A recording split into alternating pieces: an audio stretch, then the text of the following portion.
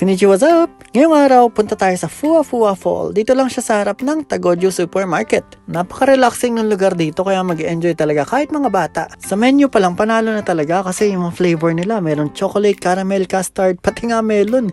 Habang umu-order ka, swabing-swabing paghihintay mo rito kasi kompleto yung upuan, malamig, tsaka marami kang gagawin. Kahit may mga chikiting ka pa, ay nako, marami silang magagawa dito. Tingnan nyo, pwede kang maglaro ng basketball, marami pa, hindi lang basketball pwede mong gawin, pwede rin yan, bowling.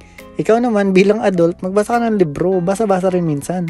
Once ma-ready na yung order mo, punta ka lang sa counter tas bayaran mo na. Tumatanggap sila ng cash or PayPay, pwede rin. Sa beach na natin tirahin tong Fuwa Fuwa Fall. Ang ibig sabihin pala ng Fuwa Fuwa ay fluffy sa Japanese. Kita nyo naman, napakasarap tsaka napakaraming palaman, talaga nag-uumapaw. Kahit yung chocolate, kita nyo naman, sobrang dami niyang palaman. Talagang pag nag-blend na siya dun sa waffle, napakasarap talaga. So kung mahilig kayo sa waffle, try nyo na to at try nyo na rin mag-subscribe sa channel. May kimochi!